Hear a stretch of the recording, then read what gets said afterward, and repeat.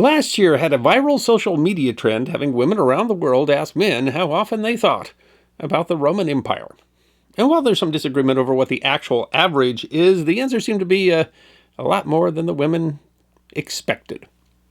But in a strange twist of history, a single battle might have changed that equation and had men around the world thinking about another empire entirely. And that battle was fought on familiar ground. In 192 BC, the rising Roman Republic fought a remnant of the empire of Alexander the Great at the pass called Thermopylae, which had been made famous 200 years earlier by the Spartans.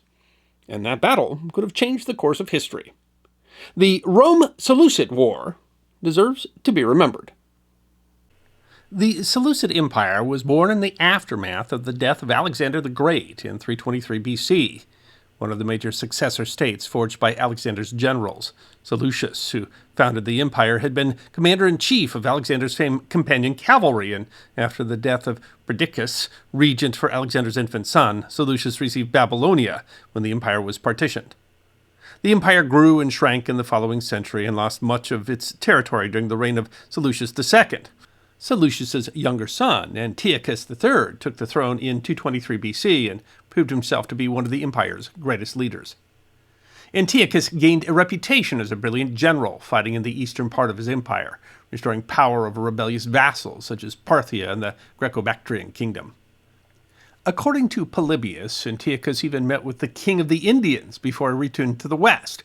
At that point, Antiochus's empire stretched from the Hindu Kush through most of modern Iran and its core Babylonia, and further west to northern Syria and southern Turkey.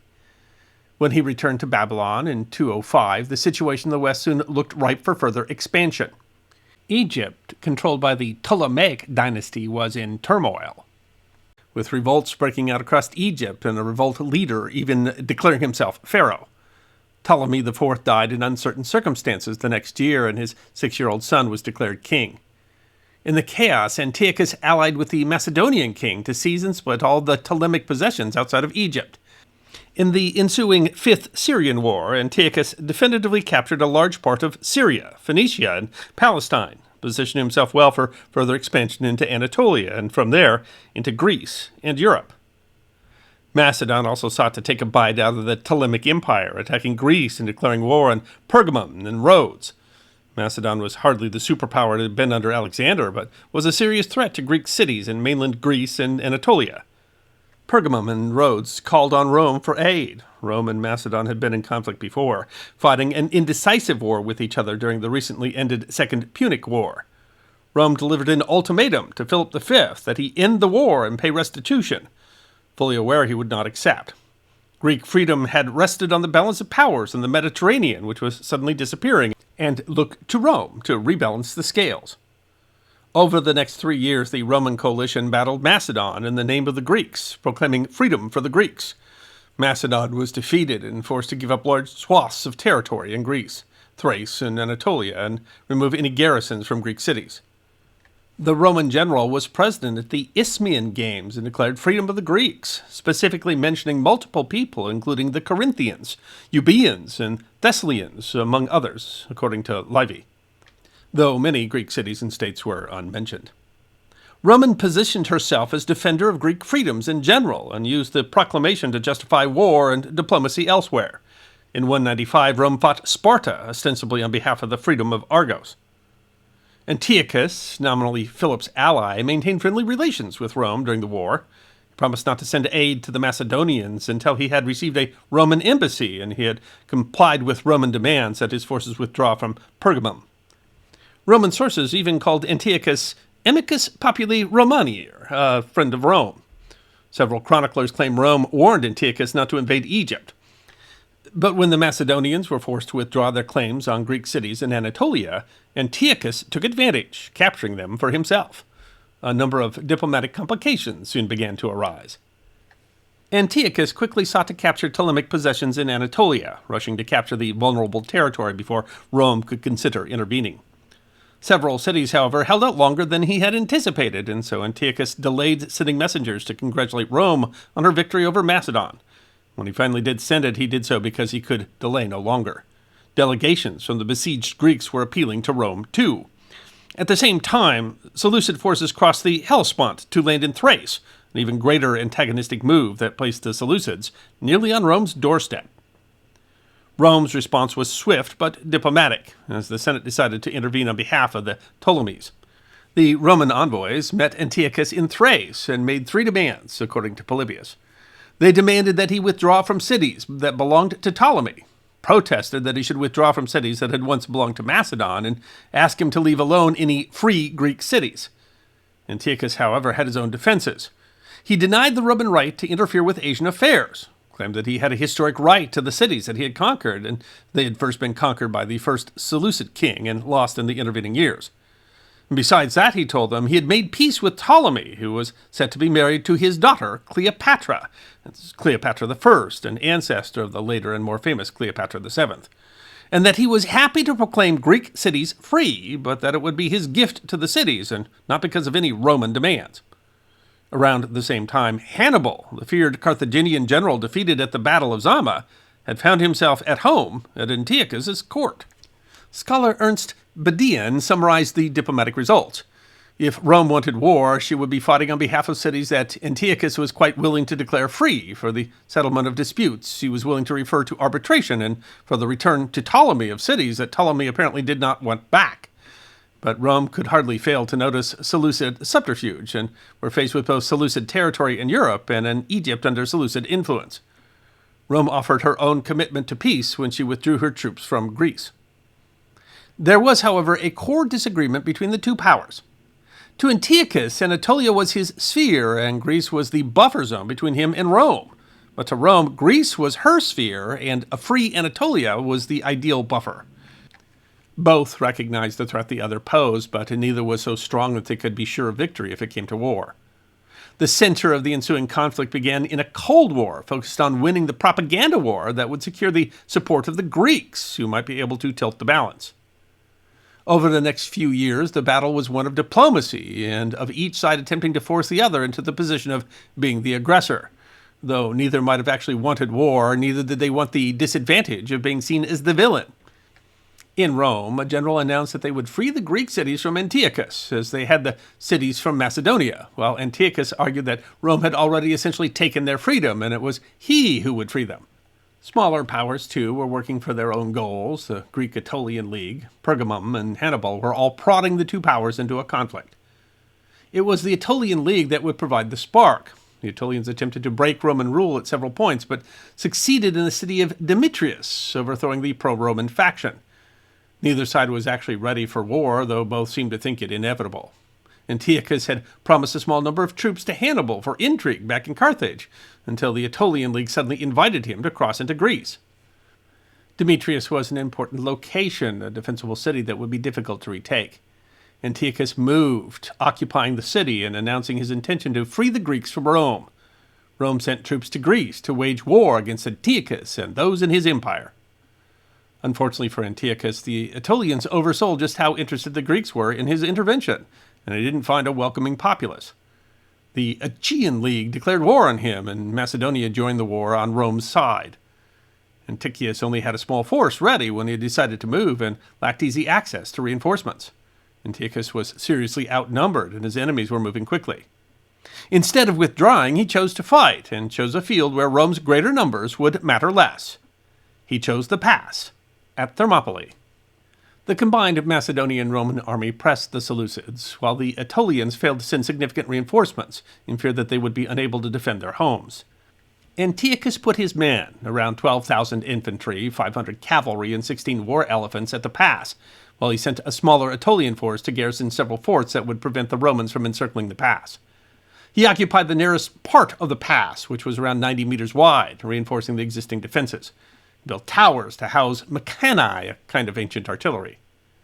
Antiochus positioned his phalanx behind the ramparts, with the entire silver shields and light infantry in front. He put his archers and slingers on the left flank, and protected the right flank with his war elephants and cavalry, which he commanded personally. His navy protected the coast, and a series of Seleucid garrisons promised to keep the Romans at bay long enough for reinforcements to arrive from Asia. The Roman force outnumbered the Seleucids more than 2-1, so despite the natural defensive advantages, General Manius Acilius Glabrio chose to attack. He sent a small force to attack the garrison at Heraclea and several others to assault the forts which defended Antiochus's rear, while the bulk of the army made a frontal assault on the pass. Historian Dr. John Granger estimates that the main Roman force was about 18,000 against Antiochus's 12,000. Would have been a difficult march under a hail of fire, the main column slowed by light infantry before it marched into the solid line of a Macedonian phalanx. The first Roman attack floundered against the Seleucid defense. Appian records that a group of the Greeks were able to attack the Roman camp sometime during the battle as well. Antiochus's plan was working, but the forts that protected his flank were also under attack. 2 of the 3 forts held out, but the last one fell. According to one version of events, the Romans got lost before finally stumbling upon the fort at daylight, with most of the defenders still sleeping. However he did it, the fort fell, and the Roman force was able to reach the Seleucid rear. Already facing superior numbers, the appearance of this second Roman force broke the Seleucid force, which fled in disorder. According to Livy, over the next 2 days, the entire force was destroyed, with the exception of Antiochus and around 500 men. But Dr. Granger assumes that more than that survived, as Roman cavalry didn't give chase until the 3rd hour of the night, and the Roman forces continued to move cautiously afterwards.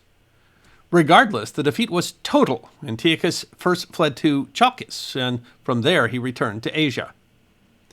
Greek cities happily turned to Rome, since she was now the clear victor, except for the Aetolians, who now faced Roman wrath alone. Antiochus had arrived in Greece only 6 months prior, and in the ensuing years the war went little better for him.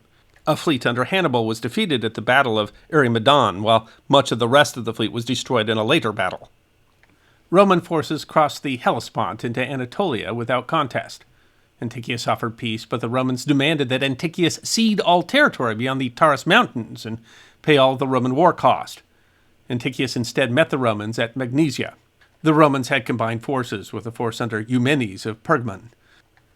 Ancient sources claim the Roman force was around 30,000 strong and the Seleucid around 70,000. However, some modern scholars like Granger argue for a more even battle, with each side fielding around 50,000 soldiers.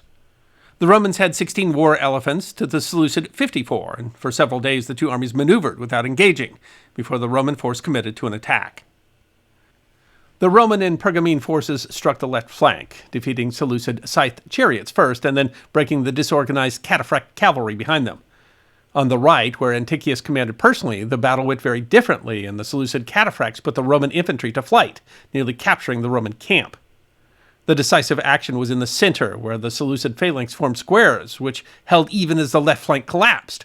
But the Seleucid elephants were maddened by archers, and uncontrollable ran through and broke the infantry squares. Antiochus returned from his victory to find the rest of his army collapsing, and he withdrew with what he could. Livy offers the unbelievable death toll of 53,000 Seleucids to only 349 on the Roman side. Granger and modern estimates put the deaths of 10,000 for the Seleucids and 5,000 for Rome. Damage to the Romans must not have been negligible, as they offered no pursuit. Antiochus was far from beaten, but the war had been a major failure, and according to Appian, he faced recriminations from his advisors, who felt that he had performed badly. Seleucid morale was spiraling. Numerous cities surrendered willingly to the Romans, and Antiochus sued for peace. The Treaty of Apamea, which followed, was harsh, but hardly broke Seleucid power. A large amount of money was to be paid to Rome and Pergamum, and Antiochus gave up all of his territory beyond the Taurus Mountains in mainland Turkey to Pergamum and Rhodes, including the territory he had taken in Thrace. He was also required to reduce his navy's size, give up war elephants, and had a restriction on the number of mercenaries he could hire. Several men were to be surrendered to Rome, including Hannibal, and 20 hostages sent to Rome. Hannibal fled, but never again commanded forces against Rome, and eventually committed suicide rather than be surrendered to the Romans in 182 or 183 BC. Today, the Rome-Seleucid War is hardly remembered as more than a footnote in the history of Rome. I suspect that TikTokers would have much less success if they were asking men how often they think of Seleucids. But the war between the two great powers was significant at its time, and had it gone differently, might have changed the history of the Mediterranean and the daily thoughts of men worldwide. The empire wasn't broken. Antiochus's successors were still able to raise large fleets and armies that were a legitimate threat to Roman hegemony in the Middle East, but after Antiochus's death, the empire slowly declined, fell victim to external pressures and internal strife, and in 63 BC was absorbed into Rome. Despite his power and reputation, Antiochus was ultimately unable to cow the growing power of Rome, and his empire's defeat ultimately became just another step in the history of the expansion of the Roman Empire. I hope you enjoyed watching this episode of The History Guy, and if you did, please feel free to like and subscribe and share The History Guy with your friends. And if you also believe that history deserves to be remembered, then you can support The History Guy as a member on YouTube, a supporter on our community at Locals, or as a patron on Patreon. You can also check out our great merchandise shop or book a special message from The History Guy on Cameo.